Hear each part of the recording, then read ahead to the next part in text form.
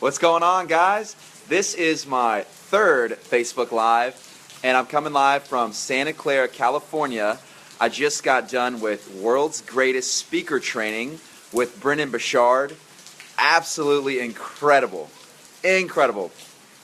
I know, I feel like I've been doing a lot of training. I went to Experts Academy and then Tony Robbins, Unleash the Power Within, and now I'm here at World's Greatest Speaker Training, and I am blown away by the level of expertise and wisdom and truly the amount of love and gratitude that these leaders all bring to their teachings. It's unbelievable, and I'm so happy that I'm able to invest in myself. And I want to encourage you guys, invest in yourself too. If there's a topic that you're interested in learning about, or if there's something you've been studying, or if there's just something that you're dying to know, go on the internet, find someone that's doing it, that's teaching it, sign up, invest in what they're training you on, because I guarantee you will not be sorry that you are getting this training from people.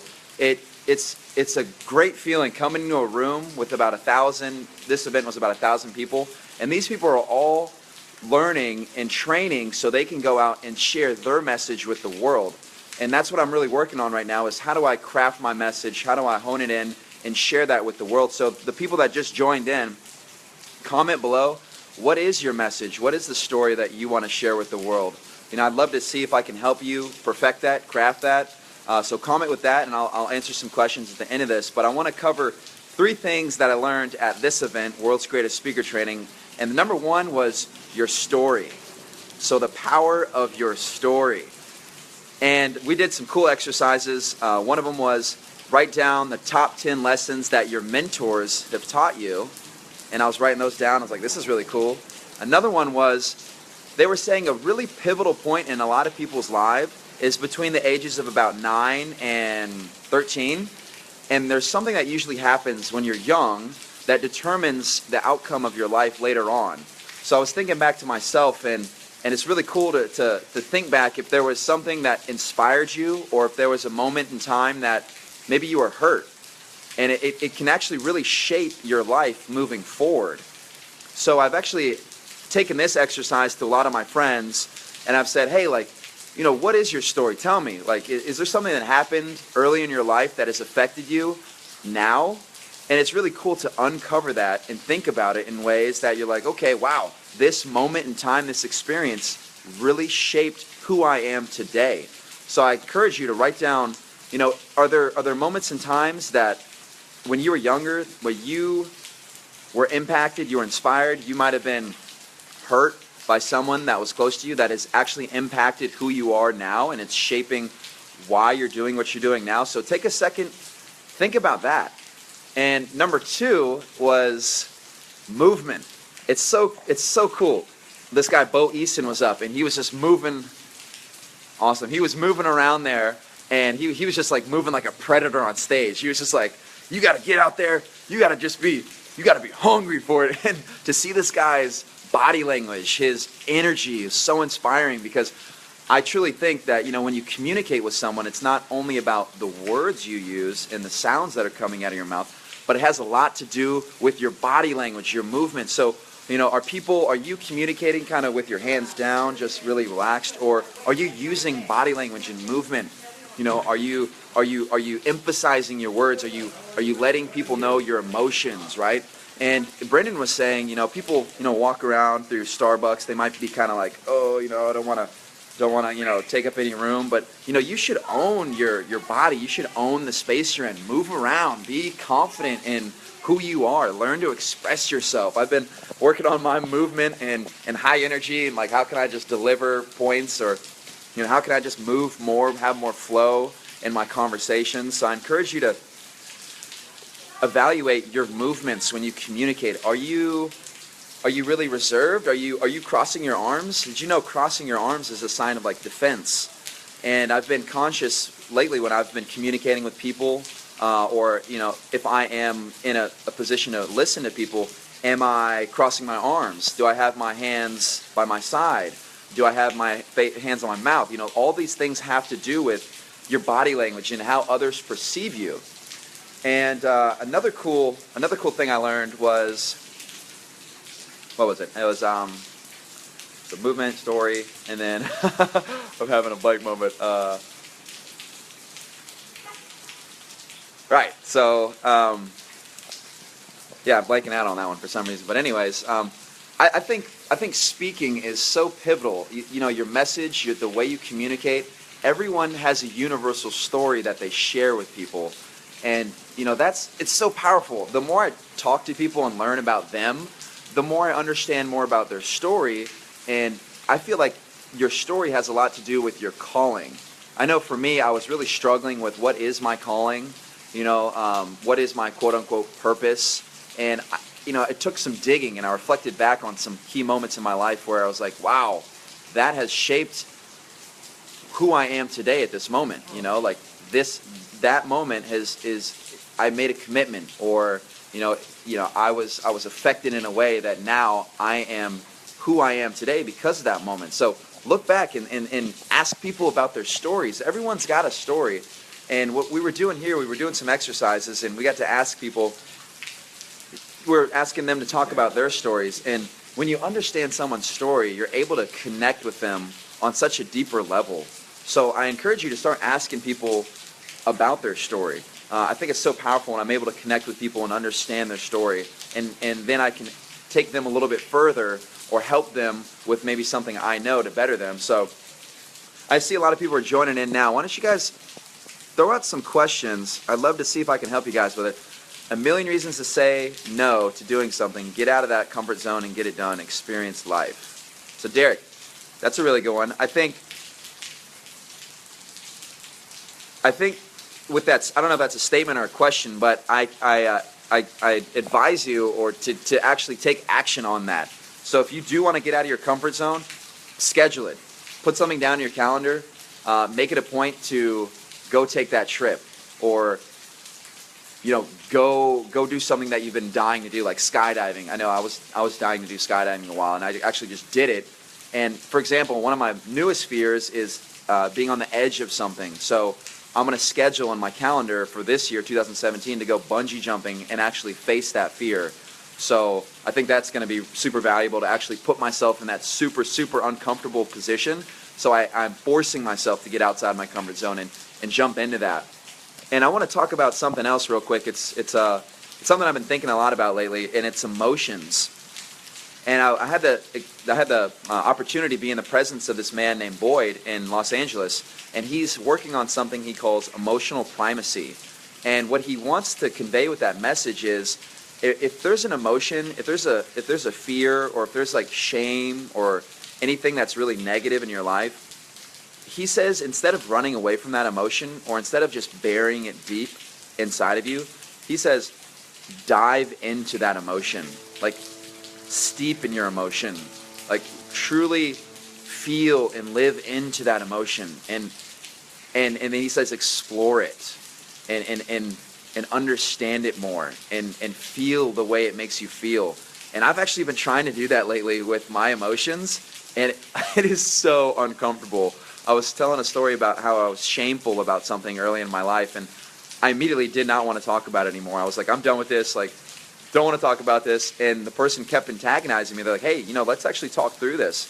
And I think we talked about the topic for about 20 minutes, but wow, like, it helped me realize that by talking and living into that emotion, I was able to overcome it and see it. I kind of put the emotion in it. I was like, here's the emotion, and that's not me. That's what I was feeling, and I was able to have a new perspective on that emotion. So that's a cool thing to try yourself, to get really uncomfortable and try that. Let me see. You said, get out of my comfort zone last year. Okay. So, Antoinette, what do you mean when you say get out of my comfort zone? Is there an experience that you had that helped you do that? Let me see. Anyone else got a new question? I'm going to see if I can answer some people's questions. This is exciting. And if you're joining this post, leave some comments. I'm going to come back through and see if I can answer those later on. But yeah, anyways, I think World's Greatest Speaker Training, it's just another thing that I was like, you know what? I need to become a better speaker. If I have a message to share, I need to learn ways on how to make my voice sound better, on how I can move better and use my body. to convey a message better. And the last thing I was going to talk about, which I forgot about earlier, was sound. So for me, I get excited and I don't take that many breaks or pauses when I speak to really land a point. And that was a good reflection that people were giving me. So now I know, hey, instead of talking at a million miles per hour and talking really fast and getting excited and hey, actually take a second and land that point and let it sink in. And then you keep going and take a pause, breathe. So that's a cool thing that I learned. And another thing was when you're speaking, a lot of people just have one kind of tone, one they might be monotone or one sound that they resonate. But he was saying, Roger Love, he was saying, hey, do some ascending melody. So actually, when you're talking about something and you get excited, then talk about it with a new tone. Hey, we're excited. We just got done with this amazing seminar, and now we're about to drive back to Los Angeles, right? So there's a little bit difference between me saying, hey, we're excited and we just got done with the seminar, and now we're going to go drive back to Los Angeles. So there's a difference. So it made me realize, hey, I need to add some melody and some ascending volume in my speaking, because that can help you land some communication. And he was talking about pitch, tone, volume, pace, melody. There's so much I didn't even think about in terms of sound for communication. Another cool thing is he's got these vocal warm-ups that he does with people. So a lot of the speakers like Tony Robbins or Brendon, they'll actually do vocal warm-ups every day to keep their voice intact, to keep it fresh. So that's a new exercise that I'm going to try to do, which is super exciting. And the last thing I want to let you guys know is I am flying back to Georgia, and I'm going to create a course. My first idea is to create an online course with video training content that's high energy, that's really short content, it's easily consumable, and I want to leave people with challenges and exercises so they can apply these things to their own life. And I'm looking for a small group of people, kind of like a beta community, that wants to get involved and help me craft this course, this online content. So if you're interested in that, leave a comment or send me a direct message. I'm looking to work with, maybe 10 to 50 people. Who knows? I'm not really sure. But I'm looking to just get it started where I'm releasing content, it's video-based training, and I'm looking for some really harsh, positive feedback on, hey, this is what I think you should do to make it better. These are the challenges we're all having right now. Can you talk on these topics? So if you're at all inspired, thank you, Nat. I see that, brother. So thank you for that. I'm pumped to have you in there. So if that sounds good to you, I would love to work with you. And I think all those people that are going to be in that group, I'm gonna do my best to deliver as much value and come from a real, true, authentic place in my heart to be able to help you in as many ways as possible. And it's gonna be like a teamwork effort. So lastly, I just want to say I'm super grateful for everyone that does tune in and takes the time and spends the energy to listen to me talk about my life and things that I think are inspiring and ways that I want to give back and help out others. So thank you so much for ever taking time to support me or to listen to me. I'm so grateful, honestly, and it means the world that there's people out there that see that I do have a message to share, and that I do want to make a difference in this. So thank you guys. You're the best. And let me see. There's the last thing that Antoinette said. A mother of three, own a business, not crazy about. For 20 years, just wanted to shake up everything and move forward into real calling. Okay. Cool. So, mother of three, congrats on that. Business you're not crazy about.